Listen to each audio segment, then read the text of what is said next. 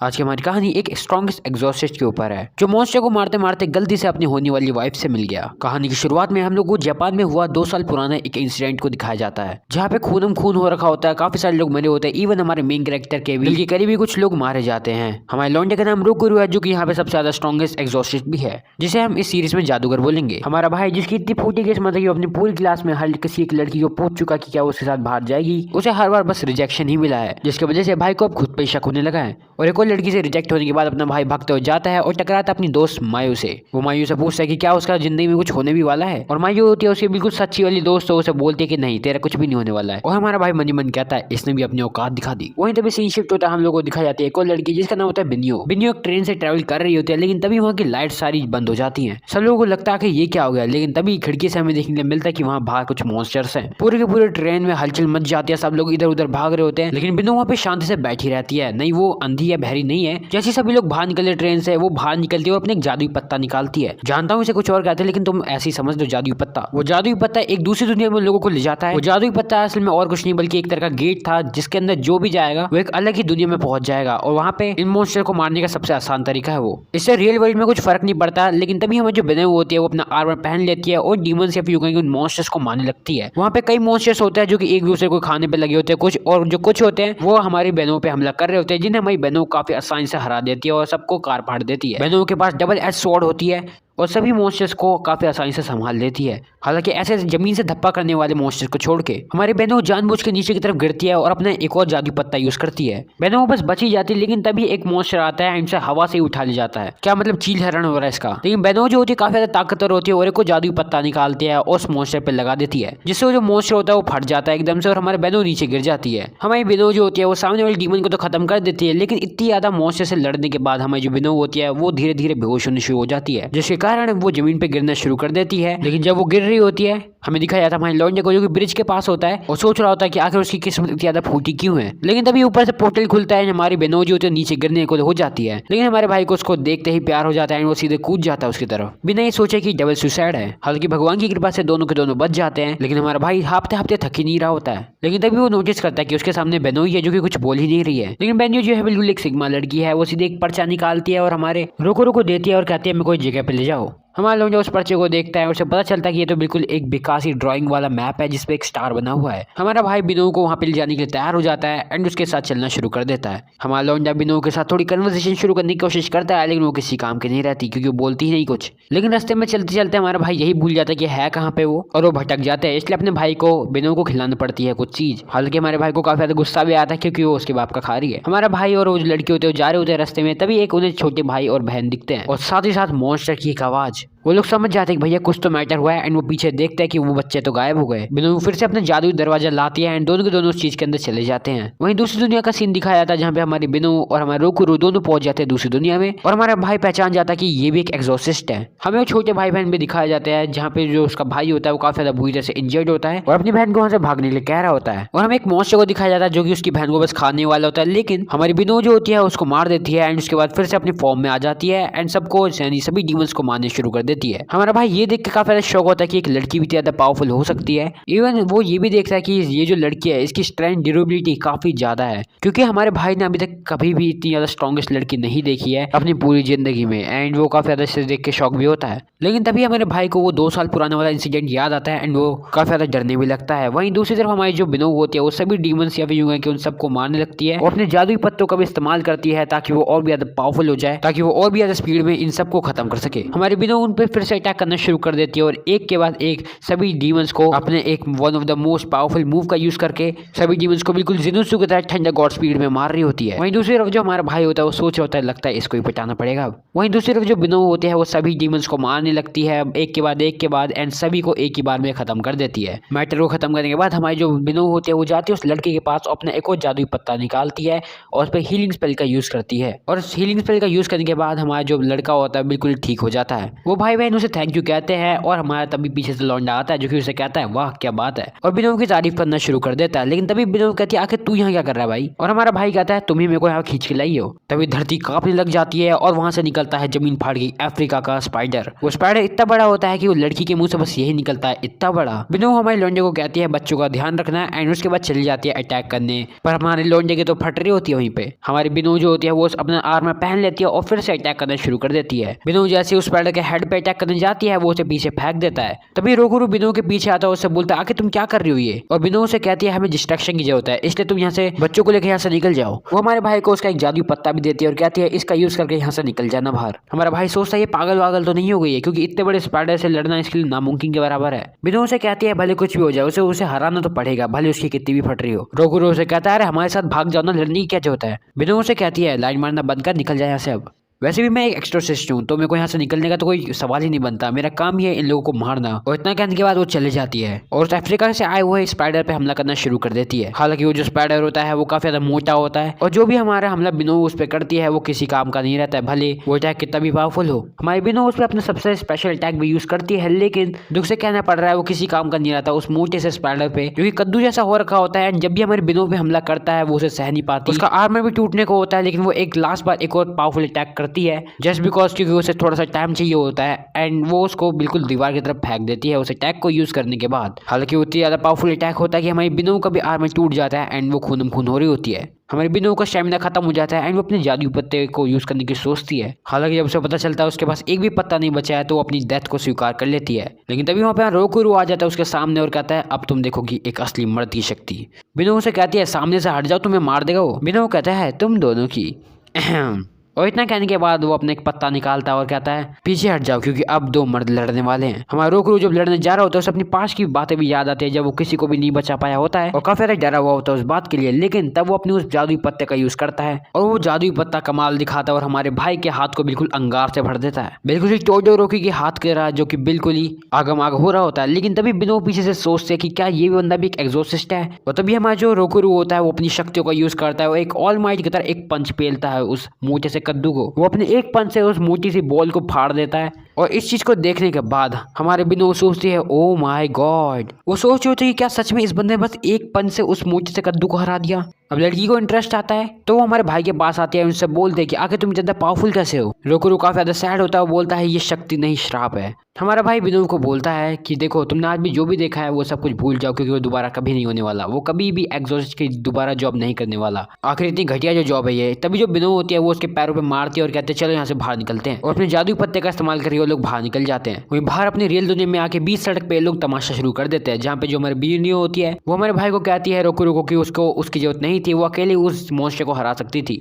हमारा रोकुरु से बोलता है अच्छा बेटा फालतू बोलेगी, तेरे को पता नहीं है शायद कि मैंने तेरे को बचाया है, तो उस जीवन को कभी हरा ही नहीं सकती थी। तभी जो बिनो होती है बात को खत्म करती है और कहती है चलो ठीक है देखते हैं शायद हम दोबारा मिले कभी। दोनों अपने अपने रास्ते चलाते हैं। तभी हमारे भाई को याद आता है कि उसका जो बैग है वो तो उसी नदी में गिरा हुआ अभी। हमारे भाई का दिमाग का गड़गोबर हो चुका है क्योंकि वो बिनो से इतनी देर से लड़ ही रहा था एंड उसे याद आता है कि उसने सारे पैसे खर्च कर दिए उस लड़की पे। इतना दिमाग खराब होने के बाद हमारा भाई जो होता है वो वापस जाता है, अपना बैग लेके आता है। जैसे ही घर पहुंचता है उसे पता चलता है कि उसके मास्टर और जितने भी उसके सीनियर्स थे वो सभी के सभी बिनो की खातिरदारी कर रहे हैं और उसके मास्टर उसे बताते हैं कि ये अब से यहीं पे रहने वाली है और ये भी एक जादूगर या फिर कहेंगे एक्सोर्सिस्ट है। हमारा भाई जो कि उसे मन ही मन गालियां दे रहा होता है वो कहता है चलो ठीक है कोई बात नहीं। लेकिन तभी बिनो से उड़ती हुई एक चिड़िया आती है जो हमारे भाई को मारती है और इस चिड़िया का नाम है कीना, जो कि एक पोकेमोन से कम नहीं लग रहा। हमारे भाई का बीपी हाई हो चुका होता है और कहता है अबे भाई मैं जा रहा हूँ तुम लोग कर लो बकवास। हमारा भाई रूम में आता है और बढ़िया सा सो जाता है। लेकिन सुबह सुबह ये लड़की आ जाती है और जो कि हमारे भाई को उठाने के चक्कर में उसे मारने की हरकतें और करने लग जाती है। हमारा भाई बिनो को कहता है आखिर तुम एक कमरे में क्या कर रही है, निकल यहाँ से।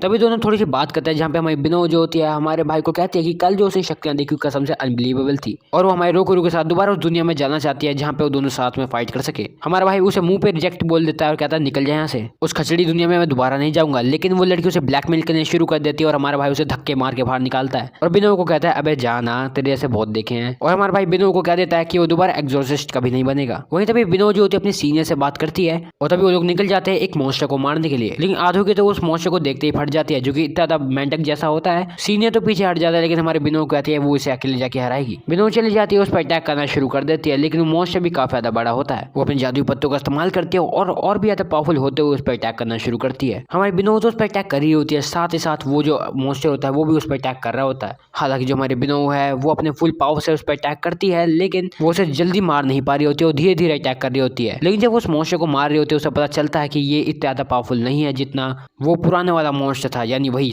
African spider. उसे पता चलता है कि वो अभी भी इतना ज्यादा पावरफुल नहीं है जितना हमारा रोकुरो था। और उसे वो प्रॉमिस याद आता है जो उसने अपने भाई को दिया था कि वो सबसे ज्यादा स्ट्रॉन्गेस्ट एग्जॉसिस्ट बनेगी। लेकिन असल में उसके बीच रास्ते में आ रहा है रोकुरो, जो कि उससे भी ज्यादा पावरफुल है, और उसे भी पता है वो उसके लेवल के अभी तक है भी नहीं। बेनो उस मॉन्स्टर को मार देती है और वहां से बाहर निकल जाते हैं वो लोग। वहीं बाहर निकलने पे हमारी जो बेनो होती है वो जब जा ही रही होती है, तभी उसके पीछे उसके सीनियर आते हैं, उससे पूछते हैं कि क्या तुमने कभी रोकुरो को फाइट करते हुए देखा है। एंड बेनियो बताती है हाँ बिल्कुल, हाल में उसने एक स्ट्रॉन्गेस्ट मकड़े को हराया है। वो सीनियर बेनियो को बताता है कि असल में 2 साल पहले हमारा भाई यानी रोकुरो यहाँ पे आया था और तब से उन लोगों के साथ रह रहा है, लेकिन हमारे भाई के साथ एक ऐसा इंसिडेंट हुआ जिसके बाद से उसने इस जॉब को करना ही छोड़ दिया। वही हमें दिखाया था हमारे रोकुरो को, जो कि सोच रहा होता है कि भैया अब नहा लेता हूँ थोड़ा। जैसे बाथरूम में घुसता है उसे दिखती है बेनियो वो भी नहाती हुई। फिर क्या होना होता है, दोनों के बीच में फिर से किचपिच शुरू हो जाती है और हमारा रोकुरो उससे बचते हुए भाग रहा होता है। लेकिन जब वो भाग रहा होता है वो एक बंदे से टकराता है और सोचता है ये क्या इंसान है, ऐसा लग रहा है कि इसकी आत्मा इसको छोड़ के चली गई, खाना नहीं बल्कि हवा खाता होगा। ऐसा बोलते ही उसकी मास्टर से कहते हैं अभी के अभी माफी मांगते को पता नहीं है ये मास्टर के भी मास्टर है। इस बंदे का नाम है अरीमा, जो कि सभी एग्जॉसिस्ट का हेड है। एंड ये हमारे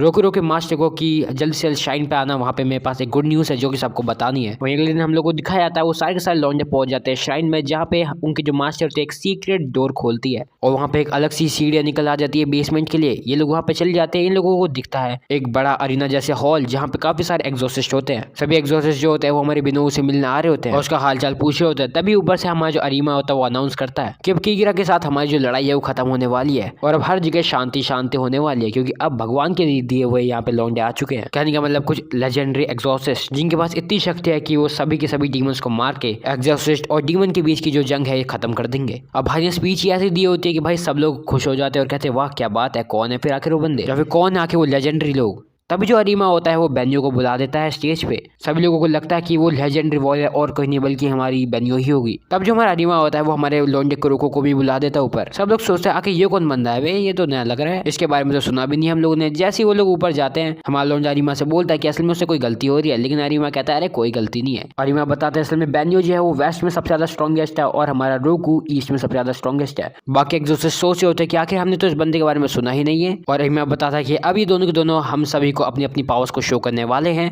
वो भी अपनी लिमिट को क्रॉस करके अपनी सारी शक्तियां लगा के जैसे ये एक दूसरे को मारने वाले होंगे। रोको अरीमा को साफ साफ मना कर देता है, कहता है कि वो नहीं लड़ने वाला। लेकिन हमारी जो बेनियो होती है वो अपनी तलवार निकाल देती है और इतनी जल्दी अपने डैगर निकालती है जैसे भाई उसको बरसों से इंतजार होगा इस मैच का। इससे पहले हमारा भाई कुछ बोलता है अरीमा से, वो उस पर अटैक करना शुरू कर देती है एंड हमारा भाई जो होता है डॉज करना शुरू कर देता है। हमारा भाई बार बार बोलता है कि वो नहीं लड़ने वाला नहीं लड़ने वाला, लेकिन ये लड़की सुनती कहाँ है, ये बस अटैक कर रही होती है लेकिन अपना भाई बस डॉज कर रहा होता है। बियोना एक पल के लिए हमारे भाई की स्वेटर या फिर कहीं जो उसने पहना होता है उसे फाड़ भी देती है, लेकिन हमारा भाई कहता है उसे नहीं लड़ना तो नहीं लड़ना और वो बेनियो को भी रुकने के लिए कहता है, लेकिन वो लड़की रुकती कहाँ है। बेनियो हमारे लौंडे को कहती है कि अपनी पूरी शक्तियों का इस्तेमाल करो, लेकिन हमारा भाई साफ साफ मना कर देता है और बेनियो से एक किक मार के वहां दूर फेंक देती है। वहीं दूसरी तरफ जितने भी क्राउड वाले लोग होते हैं वो सोचते कि कितना था वीक बंदा है, वो लोग उसका मजाक उड़ा रहे होते हैं। तभी अरीमा जो होता है बेनियो को कहता है और ज्यादा कोशिश करो, ऐसे तुम उसके साथ बैटल नहीं कर पाओगी। और अरीमा जो होता है वो हमारे भाई को कहता है कि यही एक वो कारण था जिसकी वजह से तुम अपने सारे दोस्तों को खो चुके हो, क्योंकि तुम इतने ज्यादा वीक हो कि तुम लड़ भी नहीं सकते। और उसके दोस्तों की बेइज्जती करने के बाद हमारा जो रोकुरो होता है वो अपनी पावर को एक्टिवेट कर लेता है और अरीमा की तरफ अटैक करने के लिए आता है, लेकिन बीच में हमारी लड़की आ जाती है और कहती है ऐसे कैसे, और सीधा अटैक करना शुरू कर देती है हमारे भाई की तरफ अपने डबल एज स्वॉर्ड के साथ। बिनो जो होते हैं वो अपने फुल फॉर्म में होते हैं और अटैक करते हैं, लेकिन अपना भाई उसे बस एक मुक्का मारता है, वो कहीं दूर जाके गिरती है। हमारा भाई का बिनो के साथ कोई लेन देना था भी नहीं, वो बस अमीना को मारना चाहता है, लेकिन ये बिनो के अंदर बहुत ही बड़ा कीड़ा है भाई, ये बस लड़ने को हो रही होती है। और तभी हमारे भाई जो होता है उसे काफी ज्यादा गुस्सा आता है एंड वो अपनी पावर का यूज करता है और वो बाकू को जैसे फायर वाली बुलेट का यूज करता है और हमारी बिनो उसके एक भी अटैक को ढंग से रोक नहीं पा रही होती है। तभी अपना भाई उसको बिना कुछ सोचे समझे एक मुक्का पेड़ता है, लेकिन बिनो जो होती है अपनी एक स्पेशल और एक्टिवेट कर लेते हैं जिसकी वजह से भाई दूर जाके गिरता है और अपनी जो बिनोई होती है वो हमारी रोकू की तरफ उसे मतलब उठने भी नहीं देती है एंड बस हमला करने पे लगी होती है, बिल्कुल ही हमारी जिनोत्सु की स्पीड पे। क्या मतलब यही है फीमेल जिनोत्सु।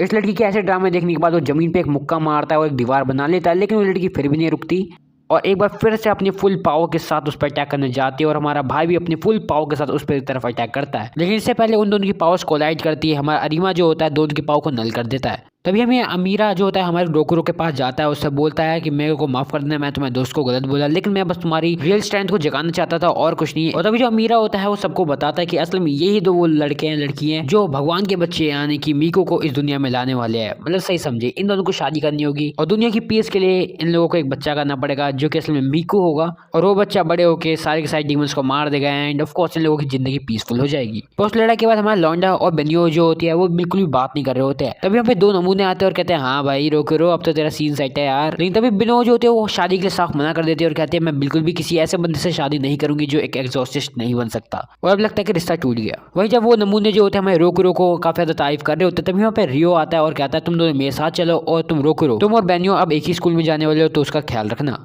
तब स्कूल का सीन दिखाया जाता है जहाँ पे जो बेनियो होती है उसे क्लास में इंट्रोड्यूस कराया जाता है और हमारा रोकुरो बोलता है अबे यार ये भी आ गई। अपना भाई उससे काफी ज्यादा परेशान होता है, लेकिन किस्मत वाली बात यह है कि वो उसके ही बाजू में आके बैठ जाती है। वहीं लोगों की अब स्कूल स्टोरी शुरू होती है और वहीं दूसरी तरफ हमें दिखाया जाता है उन तीनों को, रियो, शिन और शुकी जो होता है वो आए होते हैं कुछ डीमंस को मारने के लिए और अपना काम कर भी रहे होते हैं, इवन अपनी अपनी पावर्स को एक्टिवेट करते हैं, उसके बाद हमला करना शुरू करते हैं। लेकिन असल में वहाँ पे काफी सारे डीमंस होते हैं जिन्हें एक साथ मारना नामुमकिन के बराबर होता है। वहीं हमें मायू को दिखाया जाता है जो कि पूछ रहे होते हैं कि आखिर वो लड़की कहाँ गई, और दोनों यही सोच रहे होते हैं। वहीं हमें दिखाया जाता है बेनियो को जो कि छत पे खा रही होती है अपना खाना। वहीं जब अपने वो खाना एंजॉय कर रही होती है उसे एकदम से सेंस होता है एक बड़ी डीमन की। तभी से शिफ्ट होता है, हम लोग को दिखाया जाता है हमारे रियो को जो कि लड़ रहा होता है डीमन से, लेकिन उनके सामने एक बहुत ही बड़ा डीमन आ चुका होता है। शिनशुकी और रियो जो होते हैं वो काफी ज्यादा थक चुके होते हैं, लेकिन वो किसी और को हेल्प के लिए बुलाना भी नहीं चाहते। हल्के बिनियो जो होती है वो अपना सामान उठा के निकल चुकी होती है वहाँ से। रोकुरो से पूछता भी है कि कहाँ जा रही हो, एंड वो बताते हैं डीमन है एक सिटी में, तुम्हें आना है तो आओ, लेकिन हमारा लौंडा मना कर देता है एंड वो वहाँ से चली जाती है। वहीं दूसरी सीन में हम लोग को दिखाया जाता है हमारे रियो, शिन और सुकी को जो कि काफी बुरी तरह से थक चुके होते हैं, लेकिन स्टिल वो अभी तक हेल्प को नहीं बुलाना चाहते हैं एंड इस चीज को अपना खुद सॉल्व करना चाहते हैं। हालांकि उनकी किस्मत अच्छी होती है, हमारी बेनो जो होती है वहाँ पे आ जाती है, वो अपना मास्क पहनती है एंड साथ ही साथ अपनी जो तलवार होती है उसको भी एक्टिवेट कर लेती है।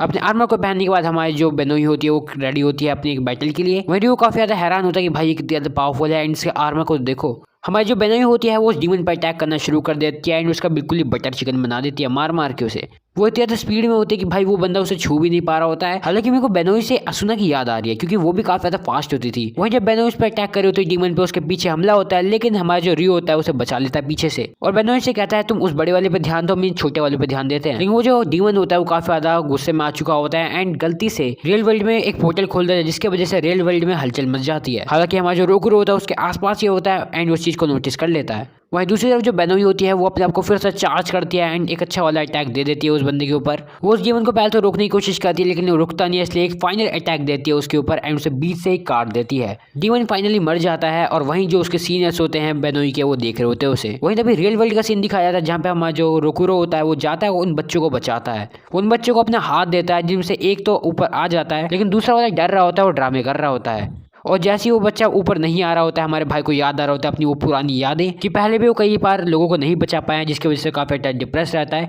और तभी इन दी एंड जैसे ही हमारा रोलर कोस्टर गिरता है लेकिन हमारा भाई दोनों बच्चों को बचा लेता है। जैसे वो डोम में पहुंचता है वहाँ पे बेनोई उससे पूछते है कि आखिर तुम्हारी टी शर्ट पे ये डर सा क्या लगा है। हमारा भाई कहता है अरे कुछ नहीं है, तुम्हारे काम की वैसी बात नहीं, तुम रहने दो से, तुम ये बताओ तुम्हारा एक्सिज्म कैसा गया है। एंड हमारी जो बेनोई होती है उसे बताती है 1 नंबर। रात में एक बढ़िया से लोट मारते हैं, सो जाते हैं बढ़िया। और सुबह सुबह जो रियो होता है वो इन सबको एक मीटिंग के लिए बुलाता है जहाँ पे वो बताता है कि जो सीनियर्स है वो एक्सिज्म के बारे में रिपोर्ट जमा कराने जा रहे हैं एंड उसके बाद कुछ एक्सिज्म के मिशन पे भी जाएंगे। एक्सिज्म यानी कि डीमंस को मारना। और वो जूनियर से पूछता है कि आखिर तुम लोग क्या करने वाले हो, जहाँ पे हमारी जो बेनोई अपनी स्वॉर्ड साफ करेगी और स्कूल का पढ़ेगी, वहीं अपना जो भाई है वो जाएगा और चिल मारेगा। और इतना कहने के बाद वहाँ से निकल जाता है। वहीं दूसरी तरफ हमें सीन दिखाया जाता है हमारे रियो और उसके चमचों का जो कि जाते हैं रिपोर्ट सबमिट कराते हैं एंड उसके बाद वो चले जाते हैं एक्सिज्म के लिए। वो एक डीमन को मारना है जो कि इस हॉन्टेड हाउस में है एंड बताया जाता है कि ये असल में पहले तो बुजुर्ग द्वारा ओन किया जाता था, लेकिन अब इसका कुछ पता नहीं है एंड ये लोग जाते हैं अंदर इस चीज को चेक करने की आखिर क्या सिस्टम है अंदर। रियो और उसके चमचे यानी शिन और शुकी जो है वो चाहते हैं अंदर और उस हॉन्टेड हाउस के अंदर जाने के बाद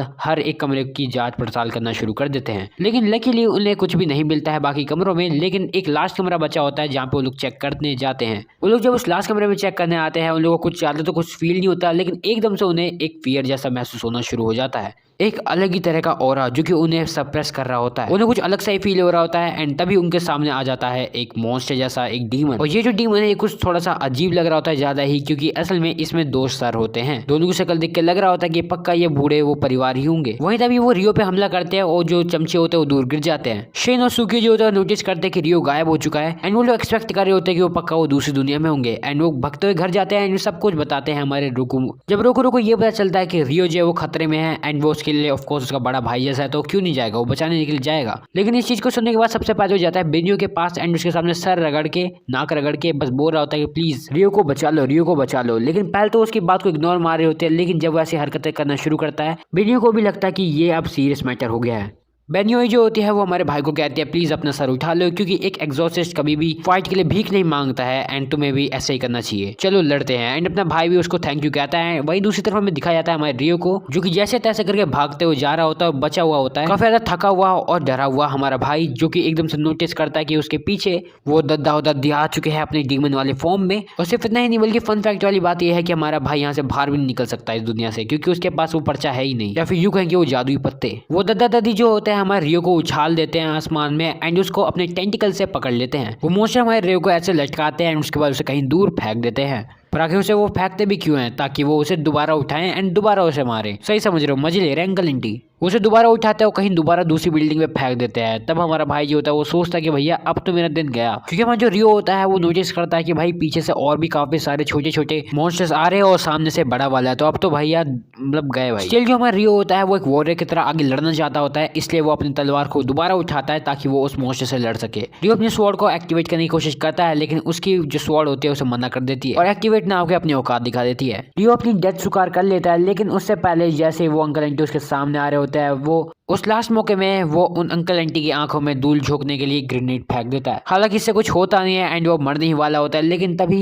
जब वो बंदा अपनी डेथ को स्वीकार कर चुका होता है पूरी तरह से, उसके सामने आता है रोकुरो, जो कि उस मॉन्स्टर को कहीं बहुत दूर जाके फेंक देता है। हमारा रोकुरो जो होता है रियो से पूछता है क्या वो ठीक है। रियो हमारे रोकुरो को कहता है यहाँ से निकल जाओ ना तुम बच नहीं पाओगे। हमारा रोकुरो जो कि अब रियो को अपना बड़ा भाई जैसा मानता है, आखिर वो कैसे उसे पीछे छोड़ देगा। हमारा जो रोकुरो होता है वो उन डीमन से लड़ता है, लेकिन धीरे धीरे देखा जाता है कि छोटे छोटे जो बंदे होते हैं मॉन्स्टर्स वो उसे घेरने शुरू कर देते हैं। रियो कहता है अभी भी चांस है, तुम यहाँ से भाग सकते हो, लेकिन अपना भाई उसे कहता है चिल मारो यार, क्योंकि हमें देखने को मिलता है पीछे से हमारी बेनोई जो कि इन छोटे छोटे चुचुंदरों को एक ही बार में सबको निपटा दे रही होती है अपनी लाइटनिंग जैसी स्पीड को लेके। यानी कि अब छोटे छोटे मॉन्स्टर से तो कोई दिक्कत नहीं है, लेकिन अपने भाई को मारना है इस बड़े वाले को। और वो बड़ा वाला जो मॉन्स्टर होता है वो अकेले नहीं होता, उसके साथ भी काफी सारे छोटे छोटे मॉन्स्टर्स होते हैं। और फिर क्या था, हीरो की तरह अपना भाई जो होता है उन छोटे छोटे मॉन्स्टर को मारने के लिए निकल जाता है, क्योंकि वो सबसे पहले आ रहे होते हैं। लेकिन हमारा भाई उतनी ज्यादा स्पीड में नहीं होता जैसे बेनोई होती है एंड वो लैक ऑफ स्पीड की वजह से वहीं पे फंस जाता है। पर वहाँ पे बेनोई आती है जो कि हमारे भाई को बचा लेती है और बड़े वाले मॉन्स्टर पे भी अटैक करने की सोच रही होती है, लेकिन अपना भाई उसे कहता है नहीं, इसे मैं निपटाऊंगा। और इतना कहने के बाद हम जो रोकुरो होता है वो चले जाता है उस बड़े वाले मॉन्स्टर की तरफ एंड उसको एक मुक्का देता है, जो कि उस बड़े वाले मॉन्स्टर के लिए काफी होता है हराने के लिए।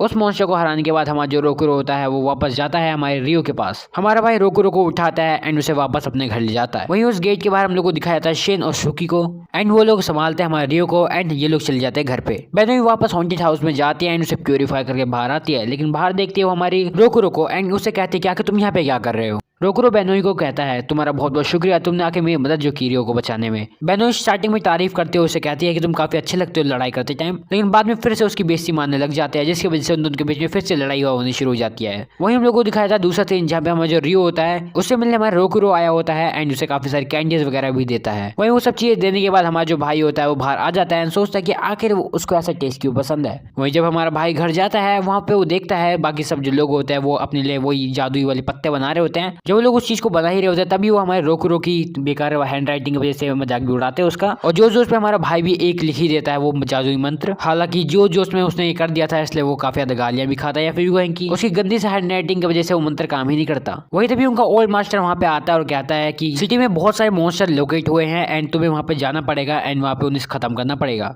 सुकी बोलता है कि हमारा जो मेन था बंदा यानी कि रियो वो तो यहाँ पे है ही नहीं, वही हमें लीड करता था। बेनोई कहती है मैं सारी रिस्पॉन्सिबिलिटी लूंगी एंड मैं टीम को लीड करूंगी। वो रोकुरो से भी पूछते क्या वो टीम में आएगा एंड हमारा भाई कहता है मैं बस देखने आ रहा हूँ, कोई लड़ने वड़ने नहीं आ रहा। पर इंडिया एंड उन लोगों के साथ आ ही जाता है। वही तभी जो शिन होता है वो उसे एक बेल्ट सी देता है। वो कहता है रियो ने इस चीज को तुम्हारे लिए संभाल के रखा था ताकि अगर कभी तुम एग्जॉसिस्ट बनो तो ये तुम्हारे काम आएगी। हमारा रियो उस चीज को लेकर काफी ज्यादा खुश होता है। तभी सीन शिफ्ट होता है, हम लोग को दिखाया जाता है एलिमेंट्री स्कूल का एक सीन जहाँ पे हमारी जो टीम होती है गई हुई होती है। वहाँ पे वो एक टीचर से पूछते कि आखिर क्या सीन है यहाँ पे। वो टीचर उन टीम को बताता है कि असल में इतने सारे बच्चे यहाँ पे खेल रहे थे लेकिन एकदम से गायब हो गए। बेनोई अपनी जादुई पत्ते का इस्तेमाल करती है एंड वहाँ पे एक दरवाजा खोल देती है। वो लोग देखते हैं कि अंदर काफी सारे जो बच्चे हैं वो भाग रहे हैं एंड उनके पीछे है ये काफी सारे मॉन्स्टर्स। एक बच्चे को तो बस मारने वाला होता है वो मॉन्स्टर, लेकिन बीच में रोकुरो आ जाता है एंड उसे बचा लेता है।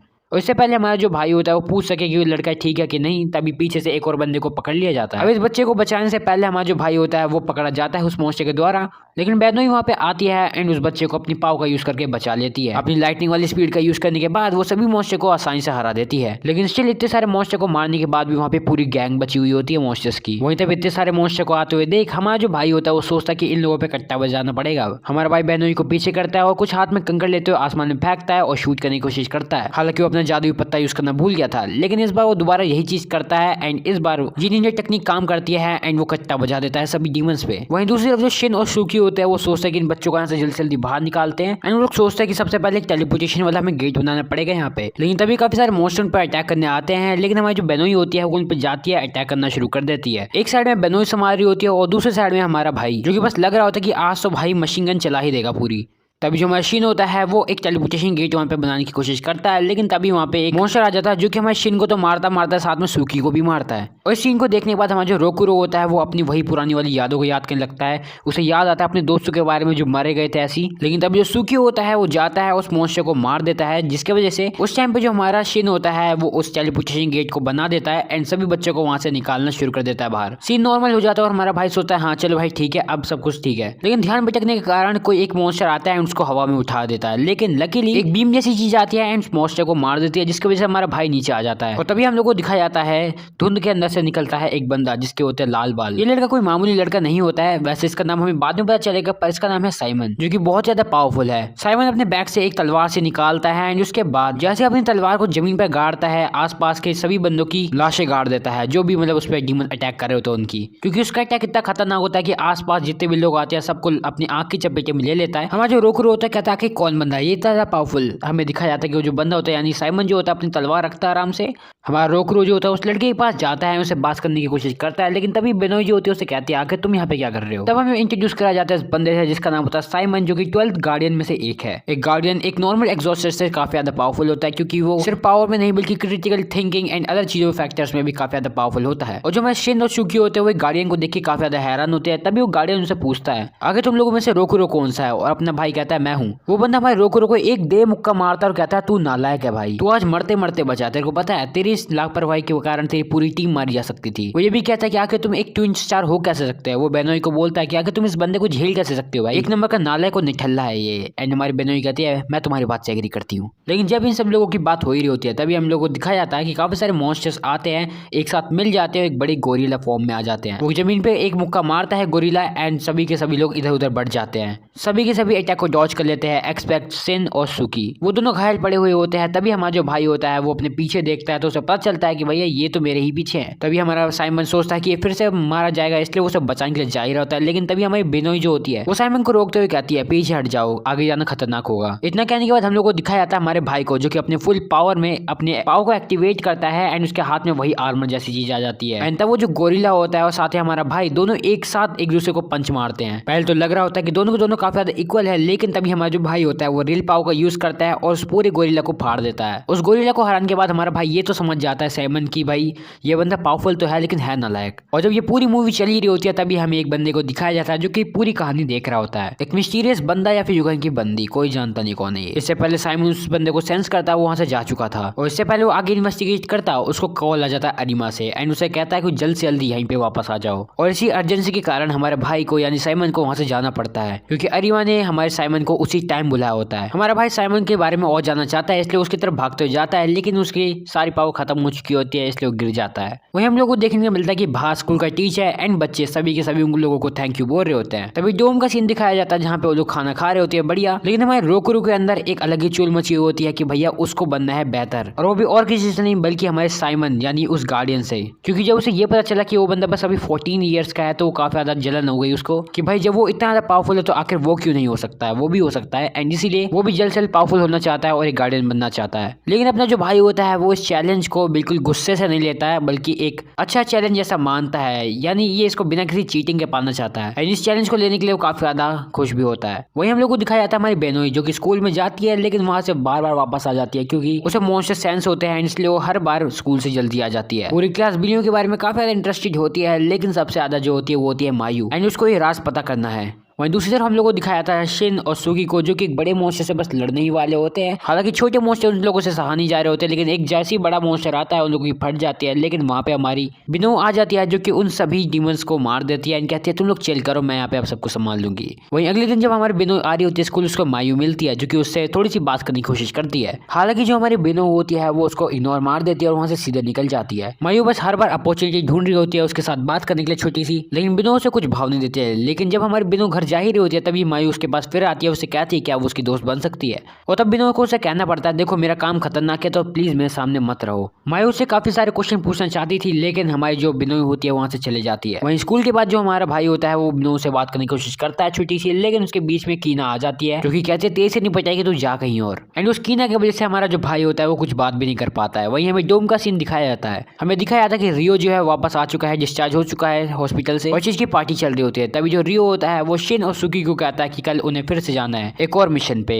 एंड तभी हमारी जो बिनो होती है वो कहती है कि वो भी जाएगी उन लोगों के साथ। अब कोई नहीं जानता ऐसा क्यों, सब कुछ सही चल रहा था रात में, लेकिन तभी हमारा जो रोकुरो है वो रियो को बोलता है कि वो भी उन लोगों के साथ जाएगा। और इस चीज को सुनने के बाद जितने भी वहाँ पे लोग होते हैं सब के सब शॉक हो जाते हैं और कहते हैं कि अबे क्या बोला इसने, और सब बस शांति से घूरने लग जाते हैं। लेकिन अपना भाई कहता है मैं बस बोर हो गया हूँ बस इसीलिए ऐसा है और मेरे को बस थोड़ा स्ट्रॉन्ग और बनना है। रियो जो होता है कहता है बिल्कुल क्यों नहीं, तुम ही हमारे साथ चलोगे। वहीं अगले दिन की सुबह का सीन दिखाया जाता है जहाँ पे हमारी बहनियों जो होती है ट्रेनिंग के लिए जा रही होती है। वहीं हमारे जो सीनियर होते हैं वो तैयार हो रखे होते हैं और ऊपर से भागते भागते हमारा भाई आ रहा होता है, कह रहा होता है ओ मैं मेरे को माफ करना मैं लेट हो गया। एंड उसके बाद हमारी जो बहनियों है वो चली जाती है अपनी जॉगिंग के लिए। और तभी हमें फ्लैशबैक दिखाया जाता है जहाँ पे हमारा जो रियो होता है वो कहता है कि इस बार हमें रोकुरो के साथ जाने दो, अगली बार हम तुम्हें ले जाएंगे, क्योंकि रोकुरो को इस बार काफी ज्यादा मन है एंड इस बार उसने खुद पूछा था ऑफ कोर्स। वहीं तभी सुबह सुबह हमारी जो मायू होती है वो हमारी बहनोई को अप्रोच करती है, लेकिन उसको काफी ज्यादा भूख लगती है इसलिए वो उसे खाने के लिए ले जाती है। वहीं दूसरी तरफ जो हमारा भाई होता है वो अपनी पाव का यूज कर रहा होता है और अपनी एबिलिटी को और भी ज्यादा बढ़ा रहा होता है। वो अब जादुई पत्तों का इस्तेमाल करके शूटिंग स्टाइल को भी यूज कर पा रहा होता है और ये बिल्कुल ही अलग ही लेवल का हो रहा होता है उसके लिए। वहीं दूसरी तरफ हमारे जो भाई होता है यानी रियो और उसके जो दो चमचे होते हैं वो बड़े वाले मॉन्स्टर को निपटा रहे होते हैं। तभी वहाँ पे और भी काफी सारे मॉन्स्टर आने शुरू हो जाते हैं और अपना भाई जो होता है फिर से शुरू हो जाता है।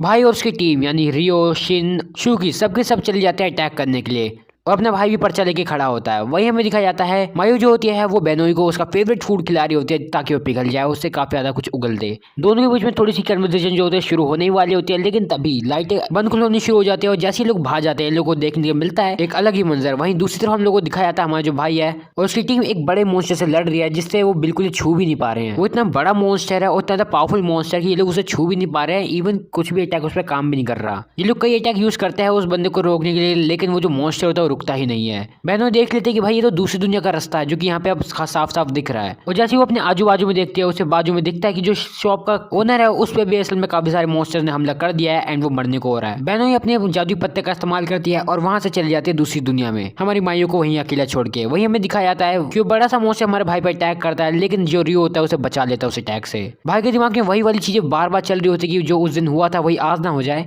लेकिन हमारे लौंडे को इस बार गुस्सा आता है एंड वो अपने स्पेशल अटैक का यूज करता है जहाँ पे वो अपने हाथों के अंगारे बाहर निकाल देता है एंड उसके बाद फिर अटैक करने के लिए भगता है। वो उस बड़े से मॉन्स्टर के अटैक से बचता है, उसकी तरफ जाता है और एक बड़ा सा मुक्का उसे मारता है। अपना भाई वन पंच मैन की तरह एक मुक्का मारता है और इस वाले को भी खत्म कर देता है। क्या मतलब वन पंच मैन को मिल गया उसका वर्दी अपोनेंट। वही जो हमारे बहनों ही होती है वो शेफ को बचा के वहां से वापस निकल जाती है बाहर मायू उसे ढूंढती हो और रोने लगती है और कहती है कि मैं तुम्हारे लिए काफी ज्यादा परेशान हो गई थी, आखिर तुम कहाँ गई। और मायू के अंदर उसे एक दोस्ती दिखती है इसलिए वो उसे भी हक कर लेती है। वहीं जब रास्ते में दोनों दोस्तों की तरफ जा रहे होते हैं हमारी जो मायू होती है उसे बताती है कि उसका जो ग्रैंडफादर है वो मास्टर है एग्जॉर्सिस्ट के। और इस चीज को पता चलने के बाद हमारी जो बेनोई होती है वो सोचने लगती है कि क्या कहीं इनका जो मास्टर है वो इसके ग्रैंडफादर ही तो नहीं है। इवन हमारी जो मायू होती है उसे ये भी पता होता है कि हमारा जो भाई है यानी कि रोकुरो वो भी असल में उनके ही डोम में रहता है। वहीं शाम का सीन दिखाया जाता है जहाँ पे हमें जो एग्जॉर्सिस्ट होते हैं वापस घर में यानी डोम में आ चुके होते हैं। मायू हमारी लौंडे की तरफ भागते हुए आती है, उसे मारने लगती है। ये क्या कि आखिर उसने पहले क्यों नहीं बताया कि बेनोई जो है वो उसके वहीं पे रहती है। वहीं अगली सीन में हम लोगों को दिखाया था हमारे अरीमा को, जो कि आया होता है इन लोगों की डोम में, और ये कहता है इसके पास बिनियो और हमारे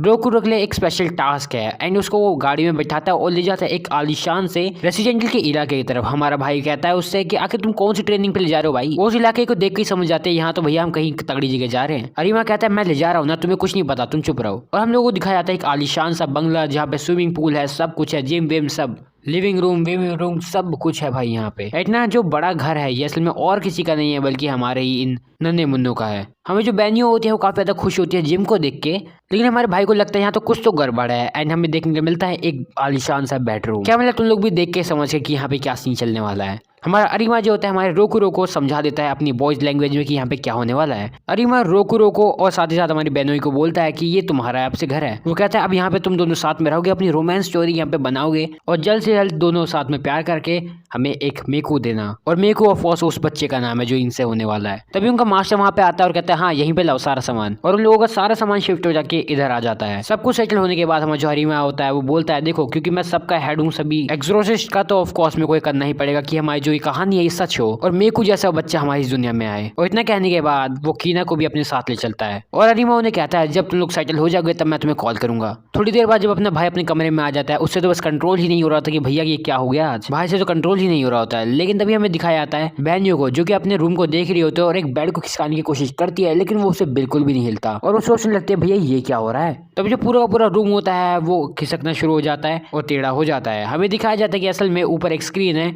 जहाँ से अरीमा ने इस पूरे घर को एक बिग बॉस का घर बना दिया है और वहाँ से उन लोगों को बोल रहा होता है कि देखो अब तुम्हें क्या करना पड़ेगा, साथ में टीम वर्क करना पड़ेगा और इस जगह से बाहर निकलना पड़ेगा। और स्पेशल चीज तुम लोग अपनी मैजिक का यूज नहीं कर सकते हो क्योंकि अगर तुम उससे करने की कोशिश भी करोगे मैं उसे नल कर दूंगा। कहने के लिए नो मैजिक, बस अपनी प्यार की शक्ति दिखाओ और ऊपर चढ़ जाओ। वही जो हमारा रोकुरो होता है वो समझ जाता है कि भैया इसके ऊपर कैसे जाना है। वो कहता है कि यहाँ सबसे पहले हमें इन चीजों के ऊपर जाना पड़ेगा एंड उसके बाद उस स्क्रू ड्राइवर को लेके उस डब्बे को खोलना पड़ेगा और वही बस एक इकलौता यहाँ से निकलने का जरिया है।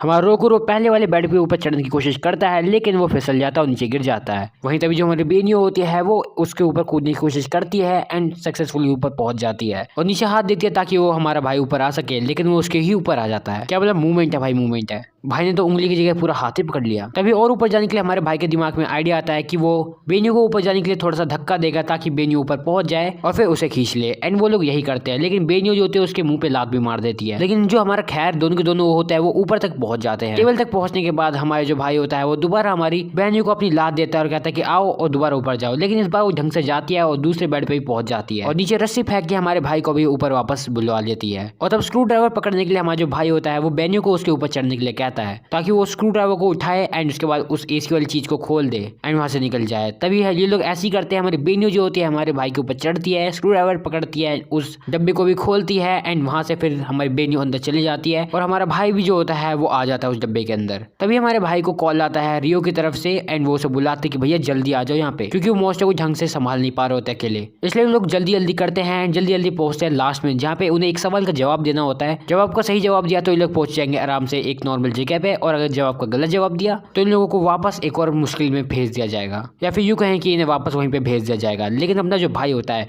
वो जवाब सही दे देता है और ये लोग वापस आराम से पहुंच जाते हैं एक नॉर्मल सी जगह पे। लेकिन बाहर निकलने के बाद ये लोग सीधे सीधे भगते हैं अपने सीनियर्स के पास क्योंकि उन लोगों को जरूरत होती है। वो लोग अपने सीनियर्स के पास जाते हैं एंड उन लोगों की मदद करते हैं वहाँ पे एक मेंटस जैसे दिखने वाले एक प्राणी से। इसको देख के तो साइथर की याद आ गई पोकेमोन से। हमारा भाई रोको जो होता है वो जाता है उस बंदे पे यानी उस मेंटस पे अटैक करता है, लेकिन वो फिर भी बच जाता है। इसलिए हमारी जो बेनियो होती है वो उसके पास आती है, उसके पीठ में घुसा देती है अपनी खंजर, लेकिन बेनियो भी उसका कुछ खास बिगाड़ नहीं पाती है। और तब अपना जो भाई होता है रोकुरो वो अपने पाव का यूज करता है और वन पंच मैन की तरह एक लास्ट मुक्का उसे मारता है और वो खत्म कर देता है उसको। मैं सही बता रहा हूँ, भाई का सिलेक्शन हो जाएगा वन पंच मैन के लिए। तभी हमारी बेनियो को रियलाइज होता है कि उसके बालों का जो एक हेयर टाई वाली चीज थी वो गुम चुकी है एंड वो उस चीज को ढूंढने के लिए भागने लगती है।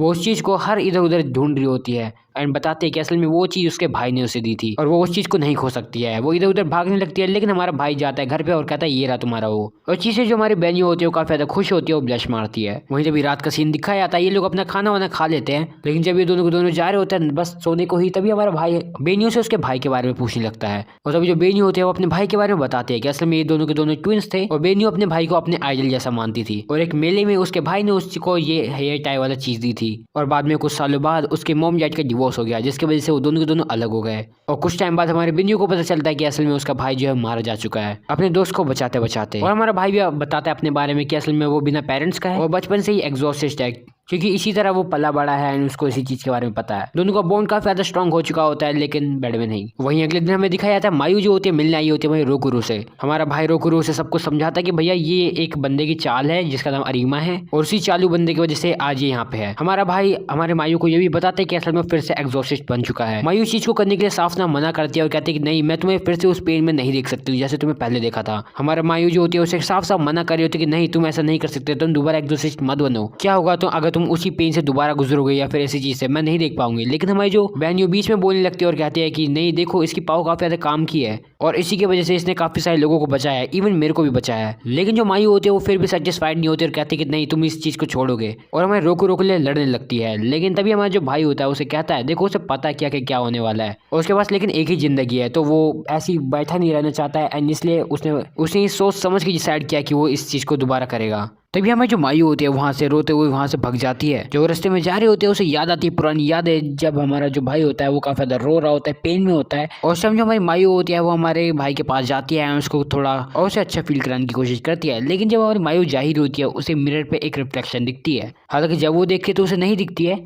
वहीं जो सीन होता है वो शिफ्ट होता है, हम लोग को दिखाया जाता है मेंशन का सीन, जहाँ पे हमारे जो कीना होती है वो अपने मास्टर के लिए खाना लेके आई होती है, लेकिन उसके मुंह में एक जादुई पत्ते जैसी कोई चीज होती है जिसे हमारी बिनियो जो होती है पहचान जाती है। वो रोको रोको बताते हैं कि असल में ये जो चीज है तो मायू के पास रहती है और ये एक ऐसी चीज है जो उसे दूसरी दुनिया के जो डीमंस होते हैं उनसे बचाती है और ये उसके लिए बहुत ही ज्यादा जरूरी है। और इतना सुनने के बाद हमारा जो रोकुरो होता है वो बिल्कुल सोचे बस सीधे उस पेंडेंट को लेके या फिर उस चीज को लेकर निमाज से निकल जाता है। वहीं दूसरी तरफ हमें दिखाया जाता है कि मायू का कोई हाथ पकड़ता है, लेकिन जब वो पीछे देखते हैं उसके पीछे कोई नहीं होता, लेकिन उसकी शैडो में यानी कि रिफ्लेक्शन में एक लड़की होती है जो कि काफी क्रीपी स्माइल देती है और मायू को अपने साथ उस दुनिया में खींच लेती है।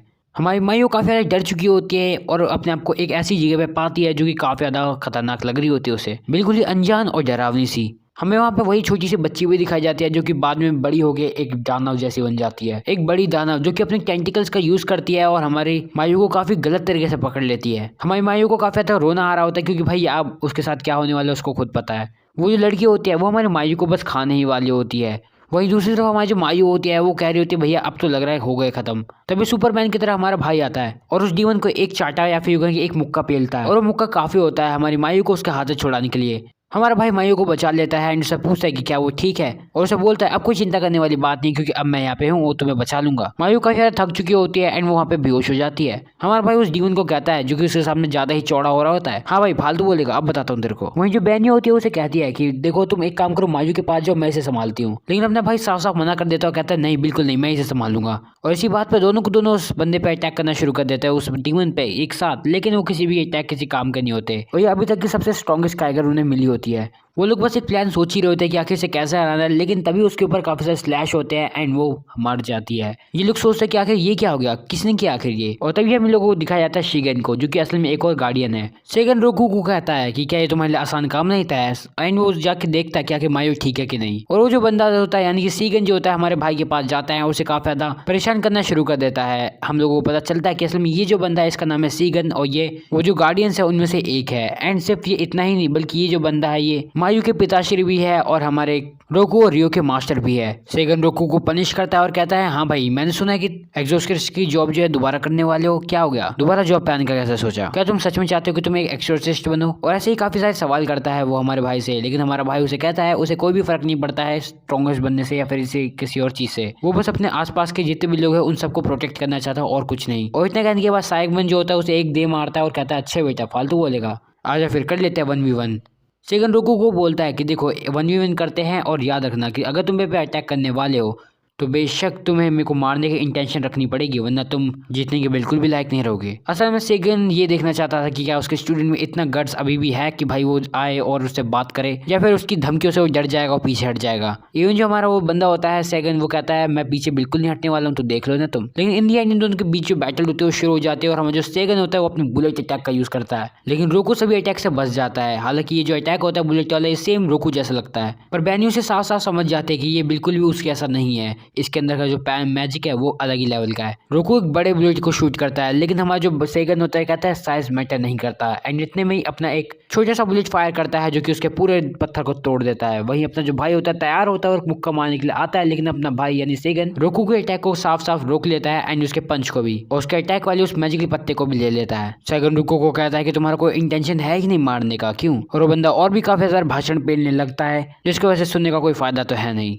रोकू उल्टा बोलने लगता है, लेकिन जो सेजन होता है उसको मारता है और कहता है अच्छा फालतू बोलेगा। सेगन रोकू को बोलता है कि तुम कुछ भी नहीं कर सकते हो, तुम वीक हो, और उसे वही 2 साल पुरानी वाली बात याद दिलाता है और कहता है याद है ना तुम्हें आखिर वो दिन क्या था? तभी जो बेनी होती है वो कहती है आखिर क्या था वो दिन, क्या हुआ था उस दिन? तभी हमारा जो सेगन होता है वो बोलता है अच्छा तो तुम्हें नहीं पता, चलो फिर मैं बता देता हूँ। सेगन बेनों को बताता है कि असल में उस दिन हमारा जो रोकू था उसके हाथ बिल्कुल सने हुए थे खून से, और डिटेल में बताते हुए बताता है कि असल में उस दिन यानी 2 साल पहले हमारा जो भाई था हिना डोराटोरी नाम की इस जगह पे बिल्कुल आतंक सा मचा दिया था। बिल्कुल हमारा जो भाई था उसने वहाँ के रहने वाले हर एक बंदे को मार दिया था, वो भी जस्ट बिकॉज क्योंकि उसने अपनी पाव को खो दिया था। अपने ऊपर कंट्रोल खोने के कारण इस बंदे ने वहाँ पे सबको मार दिया। हमारी बिनो कहती है उस दिन तो वहाँ पे कोई मॉन्स्टर से ना शायद उन्होंने मारा था, लेकिन हमारा सेकंड साफ मना कर देता और कहता नहीं उस दिन वहाँ पे एक भी मॉन्स्टर नहीं थे, और वहाँ पे जितने भी लोग थे सब के सब इसी बंदे ने मारे ही थे। बेनियो जो कि इस बात पे भरोसा ही नहीं कर पा रही थी, वो हमारी भाई के पास जाती है और उससे पूछती है क्या तुमने यही सब किया था? और वो इसलिए इतना ज्यादा गुस्से में क्योंकि उसका भाई भी उस टाइम पे वही था जिसका नाम यूडो था।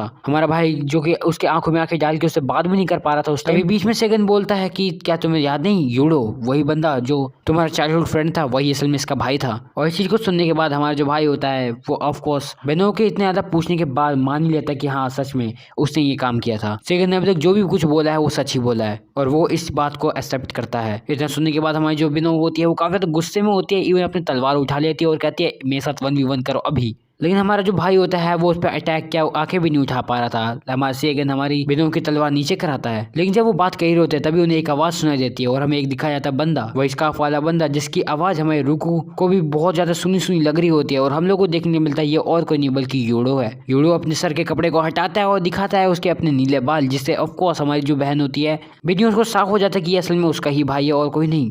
बिनी उसको अपना भाई बोलने ही वाली होती है, लेकिन उसके मुंह से एक शब्द नहीं निकल रहा होता। वहीं दूसरी तरफ जो वो सेगमेंट होता है वो कहता है मैं तुम्हारा इंतजार कर रहा था, पर यूडो उसका मजाक बनाते हुए कहता है अगर तुमने 1 इंच भी अपना पैर बढ़ाया तो तुम मरे। तभी यूडो को ऐसे जिंदा देख हमारा जो रुको होता है उसे काफी ज्यादा गुस्सा आता है एंड वो बिल्कुल अंधाधुंध हमला करना शुरू कर देता है। हमारा भाई यूडो को चिल्ला चिल्ला के कह रहा होता है कि आखिर तुम जिंदा कैसे हो, अभी तक तुम्हें तो मर जाना चाहिए था। लेकिन यूडो कहता है तुम्हारे घाव भर चुके हैं लेकिन हम दोबारा दोस्त बन सकते हैं। लेकिन हमारे भाई यानी रुको को काफी ज्यादा गुस्सा आता है, सीधे भगते हुए जाता है और अंधाधुंध हमला करना शुरू कर देता है। हालांकि जो यूडो होता है वो काफी अच्छी तरह से गेम खेलता है और हमारे रुको को वहीं पे रोक देता है, वो भी बिना कोई मैजिक यूज किए। तब जो हमारा यूडो होता है वो हमारे भाई का काफी ज्यादा मजाक उड़ाना शुरू कर देता है और कहता है तुम बिल्कुल ही यूजलेस हो, जैसे कि उस दिन हुए थे, तुम उन बच्चों को नहीं बचा पाए। हमारा रोकू जो होता है वो यूडो पे चिल्लाते हुए कहता है कि आखिर तुमने उन बच्चों के साथ क्या किया था 2 साल पहले। और हमें 2 साल पहले का सीन दिखाया जाता है, हमें क्लास को दिखाया जाता है जहाँ पे हमारा यूडो और साथ में रुको दोनों साथ में होते हैं और काफी सारे और बच्चे। हमें बताया जाता है कि हमारा जो यूडो और रुको होता है वही सबसे ज्यादा स्ट्रॉन्गेस्ट होते हैं वहाँ पे और मॉन्स्टर्स को मारने के लायक होते हैं। बाकी बच्चे भी उनकी तरफ बनना चाहते हैं, इसलिए जो हमारा यूडो होता है वो उनका इस्तेमाल करता है और रुको को ना बता के सारे बच्चों को कहता है कि तुम मेरे साथ आना रात में, मैं तुम्हें गारंटी दूंगा कि तुम सुबह सुबह बिल्कुल ही रुको की तरह हो जाओगे, बिल्कुल ही पावरफुल। वहीं हमें दिखाया जाता है कि रात में हमारा जो भाई होता है उन पे काला जादू करना शुरू कर देता है, उसकी जो भी रस्म होती है वो निभाने लगता है। इवन हमारा जो रुको होता है वहाँ पे आता भी है एंड पूछता है वहाँ की लड़की से क्या ये बच्चे गए कहाँ, और उस लड़की के द्वारा हमारे रुको को बताया जाता है कि असल में वो लोगों को यूडो ले गया है। और तब जो हमारा रुको होता है कहता है अच्छा यूडो ले गया ठीक है फिर, एंड वो चल जाता है वहाँ पे पुडिंग खाने। लेकिन जब काफी देर तक बच्चे बाहर नहीं आते तो हमारे रुको जाता है वहाँ पे और चेक करता है, यूडो का दरवाजा नहीं खुल रहा होता है और वहीं हमें एक चश्मिश वाली लड़की को दिखाया जाता है जो कि 1 सेकंड पहले तो ठीक थी लेकिन अब बिल्कुल ही मरियल सी हो रखी है, जमीन पे गिरी हुई। जो लड़की उस लड़की को ऐसे मरा हुआ देखती है वो जाती है और हमारे रुको के पास और रोने लगती है और कहती है कि एक मॉन्स्टर है। हमारे भाई को कुछ समझ नहीं आता है, लेकिन जैसे वो देखता है उसे देखने को मिलता है एक मॉन्स्टर जो कि उसके सामने खड़ा होता है, जो कि और कोई नहीं बल्कि वही लड़की बन जाती है एक मॉन्स्टर। पूरे स्कूल में आतंक मच चुका होता है, बच्चे जो होते हैं वो मॉन्स्टर बन रहे होते हैं, सभी बच्चे अपनी जान बचाने के लिए भाग रहे होते हैं लेकिन मॉन्स्टर उनका पीछा कर रहे होते हैं और दरवाजे खुल नहीं रहे होते हैं। हमारे रोको के सामने सारे बच्चे उसके मारे जा रहे होते हैं एंड वो कुछ नहीं कर पा रहा होता है। हमारा रोको जिसकी खुद पैंट गीली हो रही होती है एंड उसको कुछ समझ नहीं आ रहा होता है कि आगे उसे क्या करना चाहिए। वो अपने दोस्तों को अपने सामने आंखों के सामने मरते हुए देख नहीं पा रहा होता है और अपनी आपा खो लेता है और आउट ऑफ कंट्रोल हो जाता है। वहीं हमारी जो बेनोई होती है वो कहती है कि क्या मतलब यहाँ पे विलन कौन है भाई, क्या उसका भाई विलन या फिर रुको। और सेजन जो होता है वो बताता है उसे कि असल में हमारा जो यूडो होता है उसने बाकी बच्चों को टेस्ट सब्जेक्ट की तरह यूज किया होता है और बाकी बच्चों को मॉन्स्टर में बदलने के बाद खुद काफी सारी पावर गेन कर ली होती है। सेजन ये भी बताता है कि असल में जो यूडो था वो काफी ज्यादा पावरफुल होना चाहता था और बस एक परफेक्शन बनना चाहता था। सेजन बिनो को बोलता है कि असल में उस दिन कोई विलन अगर होता तो असल में वो हमारा यूडो ही था, बल्कि रुको तो कोई विलन था ही नहीं, बल्कि वो सभी बच्चों को बचाने के लिए लड़ रहा था। इस चीज को सुनने के बाद बिनो जो होते हैं काफी ज्यादा परेशान हो जाते हैं, सोचते कि नहीं ऐसा हो ही नहीं सकता, मेरा भाई तो ऐसा हो ही नहीं सकता, वो तो काफी ज्यादा काइंड था। लेकिन वहीं पे उसका जो भाई होता है उसके मुंह पे बेइज्जती मार रहा होता है और कहता है तुम्हारी आवाज बहुत घटिया है, प्लीज बंद रखो इसे मुंह। और उसके सामने उसको काफी ज्यादा बेइज्जती मार रहा होता है। हमारा सेजन कहता है असल में लड़का ऐसा ही है, तुमने ही किसी गलत इंसान को देखा होगा, भले ही ये मीठी बातें करने में काफी ज्यादा माहिर होगा लेकिन असल में इसका असलियत रूप यही है। बिनो को यकीन नहीं हो रहा होता है और वो कहते हैं क्या वो सारे पल जो हमने बिताए वो झूठ थे। और यूडो बिनो के सामने उसको गालियां बक रहा होता है एंड उसको मतलब कोई फर्क ही नहीं पड़ता, वो बेवकूफ नालायक उसको गधा वधा सब बोल चुका होता है लेकिन वो अभी भी शौक में होती है। वहीं तभी जो हमारा रोको होता है वो उन पट्टियों को फाड़ देता है कि बार में। और सरप्राइजिंग वाली बात तो ये होती है विदाउट किसी स्पेल के वो सीधे हमारे यूडो के पास जाता है और कहता है अच्छा बेटा फालतू, अब मेरी बीवी को फालतू बोलेगा। हमारा रुको जो होता है वो कहता है कि वो उसे जाने नहीं देगा, भले उसमें उसकी जान चली जाए लेकिन उन बच्चों का बदला वो जरूर लेके रहेगा। और जो हमारा रुको होता है वो फिर से अपना आपा खो देता है और बिल्कुल एक अलग ही लेवल में फिर से लड़ना शुरू कर देता है। यूडो रुको के वार से बच जाता है, लेकिन वहीं दूसरी तरफ सैजन जो कि सोच रहा होता है कि भाई इस बंदे ने यानी रुको ने बिना किसी मैजिक स्पेल या फिर किसी चीज के इस पाव को गेन कर लिया है, बिना किसी जादुई पत्ते के उसने ये अटैक कर दिया, क्या बात है। लेकिन रुको को ऐसी शक्ल देख के वो साफ समझ गए होते हैं कि ये अपना आपा खो चुका है। और जो यूडो होता है वो उसके साथ अब खेलना शुरू कर देता है। यूडो जो होता है वो रुको को एक बार मारता है, उसे कहीं दूर फेंक देता है, फिर दोबारा बाद में हमारा भाई उसकी तरफ आता है और यूजो जो होता है उसे एक बार फिर से पीछे फेंक देता है। यूजो को इस टेनिस वाले मैच को खेलने में काफी ज्यादा मजा आ रहा है और हमारा भाई धीरे धीरे करके बिल्कुल इतना ज्यादा क्रेजी हो चुका होता है कि भाई अब वो इतने बैडेस्ट मोड में आ चुका होता है कि अगर ये पंच किसी को लग गया तो भैया सामत आ जाएगी। एक्सपेक्ट यूडो, क्योंकि यूडो कुछ ज्यादा ही पावरफुल है। वहीं बिनो जो होती है वो ये सोच रही होती है कि भाई आखिर वो किसका सपोर्ट करे, मतलब उसका एक तरफ भाई है और एक तरफ वो बंदा है जो दूसरों के लिए लड़ रहा है। रुको एक बहुत ही कैड़ा पंच मारने जा रहा होता है बस यूडो को, लेकिन बीच में आ जाती है उसकी बहन। हमारा रुको जो होता है वो अपने कॉन्शियसनेस में तो आ जाता है लेकिन वो उस मुक्के को नहीं रोक पाता है जो कि सीधे हमारे बिनो को लग जाता है। बिनो काफी ज्यादा पीछे जाके गिरती है एंड हमारा भाई उसके तरफ जाता है, उससे पूछता है कि आखिर तुम बीच में क्यों आई। बिनो उसे बताते हैं कि असल में वो काफी ज्यादा आउट ऑफ कंट्रोल हो गया था एंड वो नहीं चाहती उसको ऐसा देखना। वहीं दूसरी तरफ जो यूडो होता है वो हमारे भाई को कहता है तुम सच में काफी ज्यादा पावरफुल हो, ये तो बात माननी पड़ेगी और इसलिए तुम्हें को तुम पसंद हो एंड मेरी साइड आ जाओ, तुम्हारे लिए ये जगह हमेशा खाली रहेगी। मैं तुम्हें गारंटी देता हूँ कि मैं तुम्हें इससे भी कई ज्यादा पावरफुल बना सकता हूँ। लेकिन हर बार की तरह रुको फिर से मना कर देता है और हमारा भाई यानी यूडो कहता है कि चलो अब मैं चलता हूँ, कभी फिर से मिलेंगे, उम्मीद करता हूँ तुम तब तक और भी ज्यादा स्ट्रांग हो चुके हो। सचिन जो होता है अपनी बेटी को निकाल के ले जाता है बाहर उस जगह से। बिनो और रुको भी बाहर आ जाते हैं, लेकिन बाहर आने के बाद जो हमारे बिनो होती है वो हमारे रुको के सामने सर झुका के बैठ जाती है और कहती है मेरे को प्लीज माफ कर देना मेरे भाई के लिए, क्योंकि आज तक उसने जितनी भी ट्रैवल तुम्हें दी है मैं उसके लिए काफी ज्यादा माफी मांगती हूँ, ऐसा वो कह रही होती है। लेकिन हमारा भाई उसे कहता है तुम्हें मेरे से कोई माफी मांगने की जरूरत नहीं है। तभी रुको उसे कहता है कि असल में इसमें मेरी गलती है, तुम्हारी कोई गलती नहीं है, क्योंकि मैं तुम्हारे भाई को तुमसे ज्यादा जानता था, आखिर मैं उसके साथ इतने सालों से रह रहा था, मेरे को जाना चाहता एंड शायद मुझे 2 साल पहले रोक भी सकता था और अभी तक मैं काफी ज्यादा स्ट्रांग हो चुका होता अगर मैं लड़ता तो, लेकिन अभी तक मैं लड़ ही नहीं रहा था क्योंकि ये सोचिए कि मैं अपनी पुरानी चीजों को यादों को ताजा कर दूंगा इस चीज के कारण। और इसी के कारण वो यूडो को अभी तक नहीं हरा पाया क्योंकि वो अभी तक उतना ही स्ट्रांग है जितना वो 2 साल पहले था। और तब रोको कहता है कि अब वो जाएगा और सबसे ज्यादा स्ट्रांग बनेगा और मैं बिनो भी कहती है कि मैं भी बनूंगी स्ट्रांग ताकि मैं अपने भाई को जस्टिस दिला सकूं। तभी कुछ दिन बाद का सीन दिखाया जाता है जहाँ पे हमारा जो भाई होता है बाथरूम में ये चीज याद कर रहा होता है कि क्या ऐसे आगे उसके सेंसाई यानी सेजन ने उनको रिजेक्ट कर दिया ट्रेनिंग देने से क्योंकि उनके पास टाइम नहीं है। हमारा भाई इसी चीज को सोच रहा था, लेकिन तभी वहाँ पे हमारे बिनो आ जाती है और कहती है मेरे को वॉशरूम यूज करना, तुम यहाँ से निकल सकते हो अगर तुम्हारी मुंह दिखाई हो गई होगी तो। हमारा भाई लिविंग हॉल की तरफ जाता है और वहाँ पे देखता है कि वहाँ पे तो भाई एक सुंदर अप्सरा बैठी है और हमारा भाई उसको देख के काफी ज्यादा चौंक जाता है। लेकिन तभी वहाँ पे बिनियो भी आ जाती है। बिनियो हमारे भाई को बताती है कि असल में ये अप्सरा और कोई नहीं है बल्कि एक और 12th गार्डियन में से एक है सीहरू, और उसके बाजू में एक और 12th गार्डियन है जिसका नाम है टाटा। वैसे तो ये जो है ये काफ़ी ज़्यादा फेमस नहीं है तो इसको छोड़ दो। जैसे हमारे भाई को पता चलता है हमारे सामने तो गार्डियंस बैठे हैं, वो उन लोगों से रिक्वेस्ट करता है कि प्लीज़ हमें सिखाओ क्योंकि हमें स्ट्रांग बनना है एंड वो उनसे ट्रेनिंग के लिए पूछता क्या है भाई, भीख मांगने लगता है एंड इवन वो नहीं बल्कि दोनों के दोनों, और पता नहीं कैसे लेकिन भगवान की कृपा से वो लड़की मान भी जाती है और वो उन्हें बोलते हैं कि कल से तुम दोनों की ट्रेनिंग शुरू होगी। वहीं अगले दिन की सुबह हम लोग को दिखाया जाता है इन दोनों को भेजा जाता है एक दुकान पे जो कि असल में और किसी की नहीं बल्कि कपड़ों की होती है। ट्रेनिंग के नाम पे कपड़ों की दुकान में भेजा जाता है ताकि अच्छी तरह से ड्रेसअप हो सके और इनका पहला वाला टास्क यानी कि एक मिनी डेट को कर सके। असल में जो सीओरू है वो इन्हें फोर्स करते हैं कि भाई अपने एक दूसरे के साथ टाइम बिताओ। पहले तो दोनों के दोनों काफी ज्यादा वीर्ड महसूस करते हैं, लेकिन बाद में ये लोग खाना पीना ये सब करते हैं एंड काफी ज्यादा खुश महसूस करते हैं और उसी ब्रिज के नीचे खाना खाने लगते हैं जिसके नीचे असल में ये लोग पहली बार मिले थे। ये दोनों के दोनों अपनी लाइफ के बारे में थोड़ा बात करना शुरू कर देते हैं, लेकिन तभी हमें दिखाया जाता है थोड़ी देर बाद हमारी दोनों के दोनों लड़का लड़की जो है चल जाते हैं दूसरी दुनिया में, जहाँ पे देखते हैं काफी सारे मॉन्स्टर्स को। अपना जो भाई होता है वो अपने अटैक करने के लिए तैयार हो जाता है इन लोगों को ऐसी की तैसी करने के लिए, और हमारी बिनियो भी तैयार हो जाती है अपने सूट आर्मर को ऑन करके। दोनों अटैक करने के लिए बस तैयार ही होते हैं, लेकिन तभी वहाँ पे एक ट्रेजेडी हो जाती है या फिर जो कहें कि एक बुरी चीज हो जाती है, और वो ये होती है कि हमारा जो भाई है रोकू वो अपने ऊपर फिर से कंट्रोल खो देता है एंड इस बार वो हमारी यानी बियोनो पे हमला करना शुरू कर देता है। हालांकि वो अपने ऊपर वो कंट्रोल लाने की कोशिश कर रहा होता है, लेकिन वो ला नहीं पा रहा होता है। इसीलिए हमारी जो बियोनो अपनी एक स्पेशल स्पेल का यूज करती है, जिसकी वजह से हमारा भाई जो होता है अपने ऊपर कंट्रोल वापस ला लेता है। लेकिन ये जो स्पेल होता है काफी ज्यादा एनर्जी कंज्यूमिंग वाला स्पेल होता है, जिसकी वजह से हमारी जो बियोना होती है वो काफी ज्यादा थक चुकी होती है एंड जैसे ही वो जाती है अटैक करने के लिए वो नीचे घुटनों पे आ जाती है। बियोनो के अंदर बिल्कुल भी ना के बराबर एनर्जी बची होती है, लेकिन जैसे वो लोग अटैक करने जाते हैं दोनों के दोनों, हमारा भाई तो अटैक कर लेता है, लेकिन हमारी जो बियोनो होती है वो अटैक बिल्कुल नहीं कर पाती, इवन अपने आप को डिफेंड भी नहीं कर पा रही होती उन लोगों के सामने। पर जो अपना भाई यानी रोकू है वो जाता है और अपनी बीवी को भी बचाता है। अब अकेले हमारा भाई तो संभाल नहीं पाएगा, इसलिए पीछे से वो दो गार्डियंस भी आ जाती है, जो कि थोड़ी राहत देने वाली बात भी होती है।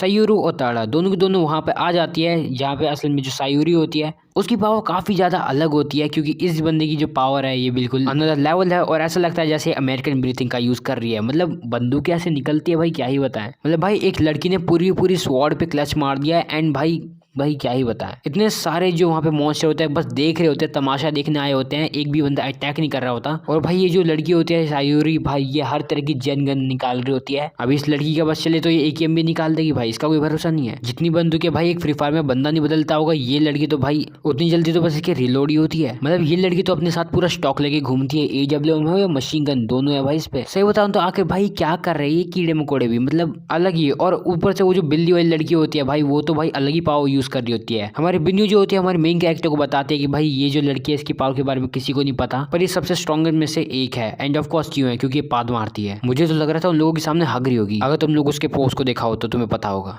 हमारे जो बिन्नू और हमारे रोको होता है वो इस चीज को देख के काफी ज्यादा हैरान होते हैं कि भाई ये जो AKM वाली बंदी है और ये पाद मार के जो दूसरों को मारने वाली लड़की है, इन लोगों की तो भाई कोई टेंशन ही नहीं है, मतलब एक पसीना भी नहीं आया। एंड जैसे ये लोग घर जाते हैं ये लोगों को पता चलता है कि भाई इनका पूरा घर ही बदल चुका है। इवन जो हमारी सायूरी होती है उसको ऐसे देखने के बाद हमारा जो भाई होता है उसके दिल के घंटे बजने शुरू हो जाते हैं। क्या मतलब ये बंदा भूल जाता है इसकी बाजू में इसकी होने वाली बीवी है। वहीं अगले दिन हम लोग को दिखाया जाता है हमारी बिन्नी और हमारे भाई को, जो कि अपने अगले दिन का टास्क कर रहे होते हैं, जो कि होता है कढ़ाई लगाना। क्या मतलब कपड़ों पे कढ़ाई लगाना, यही रह गया इन लोगों का काम। हमारा भाई सोच रहा होता है कि यार इससे कुछ होने भी वाला है, और हमारी बियोना होती है वो बोलते हैं कि हाँ बिल्कुल इससे हम पेशेंस होना सीखेंगे शायद, जो तुम आजकल की फाइट में काफी ज्यादा खो रहे हो, तो तुम्हारे लिए तो काफी ज्यादा इंपॉर्टेंट है, तो इसको जरूर तुम ध्यान से करना। वही हमें दिखाया जाता है हमारी जो सायूरी है वो बिल्कुल ही नौकर वाले काम करा रही है हमारे भाई से।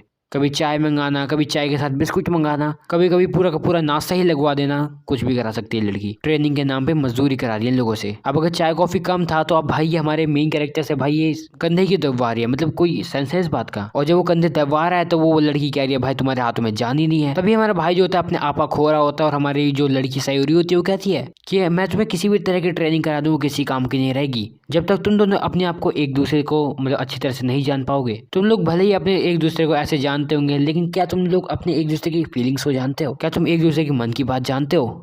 तभी जो बिनियो होती है वो कहती है बिल्कुल मैं अपने इस लड़के को जानती हूँ ढंग से। और हमारी सायूरी हंसते हुए कहती है अच्छा ऐसी बात है, ठीक है भाई खेलते एक बार हाइड एंड सीक, और अगर तुम लोगों ने मेरे को साथ में मिलकर ढूंढ दिया तो ऑफ कोर्स मैं तुम लोगों को सीरियसली लेना शुरू कर दूंगी और तुम्हें ढंग की ट्रेनिंग दूंगी। अपना लौंडा कहता है अरे यार ये तो बहुत ज्यादा सिंपल होने वाला है, क्योंकि तुमने कपड़े ऐसे पहन रखे, इतने भारी कपड़ों को तो छुपाना भी काफी ज्यादा मुश्किल होगा, वैसे भी इतने बड़े कपड़े हैं। तब जो सायूरी होती है काउंट डाउन करना शुरू कर देती है, और हमारा भाई सोचता है कि आखिर इतनी जल्दी कैसे गायब हो जाएगी, मतलब इसे छुपने के लिए टाइम भी तो चाहिए होगा। लेकिन जैसे ही टाइम होता है हमारी जो लड़की सायूरी होती है बिल्कुल गायब हो जाती है। बिन्नू और रोकू दोनों को दोनों उसको ढूंढने लग जाते हैं, पूरे घर में छान मारते हैं, हर एक जगह देखते हैं। इवन गलती से हमारे बिन्नू के पास हमारे रोकू भाई की एक फैंटेसी वाली किताब भी लग जाती है, जिसकी वजह से ऑफकोर्स उसे काफी ज्यादा मार पड़ने वाली है। तभी उसकी किताब में से एक नोट निकलता है और उसमें लिखा होता है अकेले में करा करो। तभी हमें दिखाया जाता है कि हमारा जो रोकू होता है वो बाहर चले जाता है और उसे ढूंढने लग जाता है। दोनों के दोनों बाहर ढूंढने लग जाते हैं कि आखिर कहाँ होगी सायूरी, एंड इधर से उधर भाग रहे होते हैं। और जब ये लोग रास्ते में जा ही होते हैं, इन्हें दो लड़कियां मिलती हैं जो कि एक दूसरे से बात कर रही होती है कि एक लड़की तुमने क्या वो देखी, कितनी अच्छी ड्रेस पहनी थी उसने। हमारा भाई उन लड़कियों के पास जाता है, उनसे पूछा कि आखिर तुमने वो लड़की देखी कहाँ पे।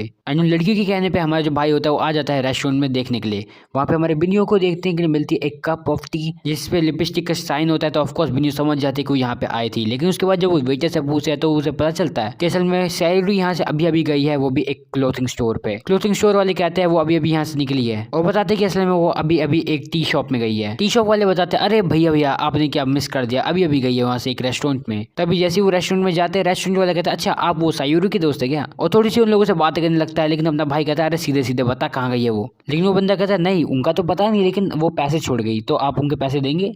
एंड ऑफ कोर्स सायूरी के पैसे भरने के बाद हमारा भाई काफी ज्यादा गुस्से में होता है और कहता है अरे उसे ढूंढे कहाँ। तभी दोनों को आइडिया आता है कि भाई क्या पता वो अभी वेट लॉस करने गई हो। एंड वो कहते हैं कि सही हो सकता है भाई, ऐसा भी हो सकता है क्योंकि इतनी सारी चीजें खा ली है तो ऑफकोर्स थोड़ा सा डांसिंग वांसिंग पे भी जाएगी वो। और दोनों के दोनों इस बात पे एग्री करते हैं और चले जाते हैं एक डांसिंग वाली जगह पे। एंड जैसे ही वो दोनों के दोनों उस जगह पे पहुंचते हैं, वो लोग देखते हैं पीछे एक सायूरी जैसी एक लड़की, लेकिन अनफॉर्चुनेटली वो ये नहीं होती एंड असल में कोई और होती है। वहाँ पे उन्हें एक नोट मिलता है कि तुम लोग क्लोज तो थे लेकिन थोड़ा और दिमाग लगाओ। वहीं तब रास्ते में चलते चलते ये लोग सोच ही होते हैं कि भाई क्या है क्या नहीं है, लेकिन तभी वहाँ पे एक डाक और आ जाता है। इन लोगों को पता चलता है कि यहाँ पे मॉन्स्टर आ चुके हैं और ये लोग अपने उस जादुई पत्ते का इस्तेमाल करते हैं एंड सीधे पहुंच जाते हैं उस पैरेलल वर्ल्ड में।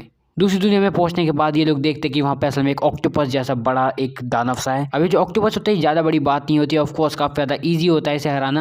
हमारा जो रोको होता है वो उस डीमन को जल्दी से जल्दी खत्म करना चाहता है, इसलिए वो अपने उस पत्थर को उठाता है और उस पर हमला करना शुरू कर देता है। लेकिन उस मोटे ऑक्टोपस में इतनी चर्बी होती है कि वो सारे के सारे उन बुलेट्स को रिफ्लेक्ट कर दे रहा होता है और उस ऑक्टोपस को कुछ भी फील नहीं हो रहा होता है। लेकिन तभी हमारे जो बिनियो होते हैं वो जाती है उस ऑक्टोपस पे हमला करती है, लेकिन उसके भी अटैक किसी काम के नहीं होते हैं एंड वो भी वापस आ जाती है क्योंकि वो जितने भी उसे क्रैश दे रही होती है वो वापस हील हो जा रहे होते हैं। एंड तभी वो ऑक्टोपस वहाँ पे स्मोक स्क्रीन कर देता है एंड इन दोनों को एक दूसरे दिख ही नहीं रहे होते। अब ये दोनों के दोनों अपने एक दूसरे को नहीं देख पा रहे होते हैं और अब अटैक करने में भी काफी ज्यादा झिझक रहे होते हैं कि कहीं गलती से इन लोगों ने अपने एक दूसरे को ही मार दिया तो क्या होने वाला है। वो ऑक्टोपस दोनों पे हमला करता है लेकिन दोनों के दोनों बच जाते हैं। डिफेंस में डॉज तो कर सकते हैं लेकिन आखिर अटैक में क्या करेंगे, क्योंकि अटैक में तो दोनों काफी दूर हैं एंड एक दूसरे को हर्ट नहीं करना चाहते। बेनियो बस सोच ही रहे थे कि आखिर वो कैसे अटैक करे ताकि उसके रोको पे हमला ना हो जाए गलती से। लेकिन तभी ऑक्टोपस उस पर हमला करता है, लेकिन एक से तो बच जाती है लेकिन उसके दूसरे अटैक से वो नहीं बच पाती और वो काफी ज्यादा दूर जाके गिर जाती है। वहीं हमारा जो भाई होता है वो भी बाय चांस ही बच पाता है उसके अटैक से ऑक्टोपस के। तभी दोनों के दिमाग में एक सेम आइडिया आता है और वो लोग सोचते हैं कि भाई क्या होगा अगर एक बंदा ऊपर अटैक करेगा और एक बंदा नीचे, जैसे कि वो लोग हमेशा करते ही हैं, लेकिन एक बंदा पहले अटैक करेगा फिर एक बंदा बाद में, ऐसे करके अटैक करेंगे तो एक ज्यादा सेफ रहेगा।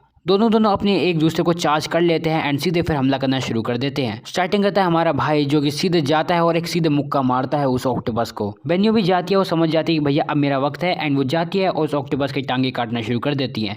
दोनों काफी ज्यादा सिंक में काम कर रहे होते हैं तो कोई भी दिक्कत नहीं होती है और उसके बाद दोनों अपनी रफ्तार पकड़ लेते हैं और एक साथ उस गुब्बारे को फोड़ देते हैं। वहीं ऊपर से उन्हें तालियों की आवाज आती है एंड उन्हें देखने को मिलती है हमारी सायूरी जो कि ऊपर ही खड़ी होती है, वो भी हमारी चाचा के साथ। सायूरी उन दोनों को काफी ज्यादा कांग्रेचुलेशन करती है और कहती है काफी अच्छा काम किया तुम दोनों ने साथ में काम किया और साथ ही साथ हमारा जो रोकू है उसने भी अपना बिना कंट्रोल खोए अपने आर्म के ऊपर काबू करते हुए इस बैटल को लड़ा है, तो काफी अच्छा काम किया। और सायूरी जो होती है वो उन्हें कहते हैं चलो ठीक है अब तुम लोग भी इस गेम को जीत चुके हो, तो वो उन्हें विक्ट्री देके वहां से चली जाती है। वहीं अगले सीन में हम लोग को दिखाया जाता है हमारी सायूरी को जो कि असल में जा रही होती है टाइडा के साथ वापस। जाते टाइम वो बिनियो को एक नोट दे देती है जिसमें लिखा होता है एक और मैगजीन के बारे में जो कि हमारे भाई के बेडरूम से निकली होती है ऑफ कोर्स। एंड इस चीज को देख के हमारी बिनियो बिल्कुल भी ज्यादा खुश नहीं होती है। तभी कुछ टाइम के बाद का हमें सीन दिखाया जाता है जहाँ पे अपना जो भाई होता है वो अपने हाथ के ऊपर काफी कंट्रोल पा चुका होता है एंड अब बिना कुछ अपना आपा खोए वो अपने पाव को यूज कर पाता है। हमारा भाई जो है वो काफी ज्यादा पावरफुल हो चुका है पहले से एंड ऑफ कोर्स इस बार दोबारा अपना आपा नहीं खोना चाहता और बिनियो को हर्ट नहीं करना चाहता दोबारा। तभी अपना जो भाई है वो थोड़ी थोड़ी ट्रेनिंग पे जाता है जहाँ पे अपने वो पावर पंच का यूज करता है, वो भी बिना मोमबत्तियों को बुझाए। जब अपना भाई साहब काफी ज्यादा संतुष्ट हो चुका होता है, कहते हैं हाँ भाई अब अच्छी ट्रेनिंग हो चुकी है, तो वो सोचता है कि आखिर वो कैसे यूजो को हरा सकता है। हमारे लोंडे को भी लगता है कि भाई वो जब तक अपनी फुल पावर फुल कैपेसिटी में अपना काम नहीं करेगा और अपना मतलब बेस्ट नहीं देगा, लिमिट को क्रॉस नहीं करेगा, तब तक वो यूजा को नहीं हरा सकता। और इसलिए उसे ऐसी ट्रेनिंग करनी पड़ेगी जिसमें अपनी फुल पावर तो यूज कर पाए, साथ ही साथ अपने अंदर कंट्रोल भी रख पाए। और तभी भाई अपना ट्रेनिंग से वापस जा रहा होता है घर पे एंड उसे पता चलता है कि भाई यहाँ तो भाई धुआं धुआं हो रखा है। हमारा लौंडा किचन में देखता है, उसे पता चलता है यहाँ तो बेन्यू है जो कि असल में यहाँ पे कुछ खतरनाक चीज बना रही है। हमारा भाई उससे पूछता क्या कि तुम क्या बना रही हो, एंड वो बताते कि मैं कुछ एक वेजिटेबल हेल्दी चीज बना रही हूँ। हमारा भाई कहता है ऐसा क्या हेल्दी चीज बन रही है भाई जिसकी वजह से तुम्हें भी ये मास्क पहनना पड़ रहा है। हमारा भाई कहता है भाई जो भी इस चीज को खाएगा ना वो मर जाएगा, रहने दो मत पकाओ यार, और गैस की बर्बादी अलग से हो रही है। हमारी जो मेन्यू होती है बताती है असल के में इसके अंदर उसने सारी की सारी वेजिटेबल्स डाल दिया और साथ ही साथ उसका स्पेशल लिक्विड भी है। मेन्यू हमारे लौंडे को कहते हैं लो भाई इसे भी पियो, ये काफी ज्यादा हेल्दी है तुम्हारे लिए एंड तुम्हारी स्ट्रेंथ को रिगेन रखने में मदद करेगा। हमारा भाई उसे साफ मना कर देता है और कहते हैं बिल्कुल नहीं, कतई नहीं। हमारे मेन्यू जो होती है कहते हैं इसे पी लो एंड वो भी उसे पी के दिखाती है। हमारा लौंडा सोचता है भाई इसने पी लिया तो ऑफकोर्स मैं भी पी ही लूंगा, तो एक ट्राई वो भी मारता है। लेकिन जैसे उसे पीता है वो चीज़ इतनी ज़्यादा कड़वी होती है कि भाई हमारा भाई बस बच्चों की तरह जमीन पर लेटने को हो रहा होता है और हमारे भाई से सहा ही नहीं जा रहा होता कि भाई ये क्या पिला दिया। तभी हमारा भाई कहता है यार तुमसे अच्छा खाना तो मैं ही बना लेता हूँ, तुम तो क्या घटिया खाना बनाते हो, मतलब क्या है ये। और बिन्नियों के खाने पानी सब चीज़ की वो बिल्कुल ही बेइज्जती कर रहा होता है और कहता है कि यार तुमसे अच्छा तो खाना मैं ही बना दूंगा। और बिन्नियों कहते हैं अच्छा ठीक है ऐसी बात है तो बना दो, तुम इतना ही उड़ रहे हो ना तो बनाओ खाना, मैं भी खाऊंगी भाई। और हमारा लौंडा कहता है हाँ बिल्कुल क्यों नहीं, मेरे को आता है ना मैं बताऊंगा। और वो बेनियो को बोलता है देखो अब से क्या होगा, लंच तुम बनाओगी डिनर मैं बनाऊंगा और ऐसे रोटेशन चलेगा, वरना तुम्हारा जहरीला खाना खा के तो मैं मर ही जाऊंगा। तभी जो बेनियो होते कहते ठीक है फिर मैं जा रही हूँ बाहर जॉब के लिए, तुम तब तक ये काम करो और तुम खाना बना लो। एंड हमारा भाई कहता है हाँ बिल्कुल जाओ जाओ। तभी हमें दिखाया जाता है हमारी बेनियो को जो कि ट्रेनिंग कर रही होती है, उसे याद आ रहा होता है उसके मॉम डैड के बारे में जो कि मतलब पहले ऑफ कोर्स खाना बनाती थी, उसकी मॉम खाना भी बनाती थी, उसकी डैड के साथ लड़ने भी जाती थी एंड बाकी नॉर्मल वुमेन्स की तरह पूछती भी थी अपने हस्बैंड से कि भाई क्या खाना में पसंद करोगे भाई आज। एंड ऐसी ऐसी मेमोरीज को याद कर रही होती है। सिर्फ इतना ही नहीं बल्कि वो ये भी चीज़ याद करते हैं कि कैसे उसके मॉम डैड जो थे वो पूरे शहर को बचाते थे उन किगिरा वाले मॉन्स्टर से। एंड हमारी जो बेन्यू है वो काफ़ी ज़्यादा ही इंस्पायर होती है अपने मॉम डैड से और कहते हैं कि एक दिन वो उनकी जैसी बनेगी। वहीं दूसरी तरफ हम लोगों को दिखाया जाता है हमारे भाई को जो कि पूरे किचन का सामान लेके एक ही जगह पे बैठा होता है और एक बढ़िया सा खाना बना रहा होता है। क्या मतलब खाना तो देखने में ठीक ठाक लग रहा है, कम से कम बुरा तो नहीं है, लेकिन जब हमारा भाई खाना बना रहा होता है उसका कुछ ध्यान चल जाता है और उसका खाना जल जाता है, लेकिन हालांकि वो बच जाता है जैसे तैसे करके। हमारा भाई जैसे तैसे करके एक कटोरी चावल बचा लेता है और बाकी बर्तन डाल देता है सिंक में ताकि कोई आए उसे धो जाए। और ऑफकोर्स वो लड़की होगी, क्या मतलब बिन्नियों के लिए धोने के लिए यहाँ पे बर्तन रखती है। लेकिन तभी हमारा जो भाई होता है वो सोच रहा होता है कि आखिर वो अभी तक आई क्यों नहीं है। वहीं तभी हमें दिखाया जाता है शाम का सीन हो चुका होता है और हमारे जो कीना होते हैं वो बिन्नियों को कह रही होती है प्लीज जल्दी चलो घर चलो वरना काफी ज्यादा डार्क हो जाएगा and situation out of control भी जा सकती है। वो काफी ज्यादा बड़ा एक मॉन्स्टर को इवन सेंस भी कर पा रही होती है जो कि आस पास ही होता है। कीना हमारे बिन्नियों को बताती है इसलिए में वो काफी ज्यादा पावरफुल डीमन है, उसके पास जाना भी मत, वो काफी बड़ा भी है और तुम्हारे लेवल से तो काफी ज्यादा है, तो भाई उससे पंगे मत ही लो। लेकिन बिन्यू की होती है चुल एंड वो कहती है भाई मैं तो जाऊंगी।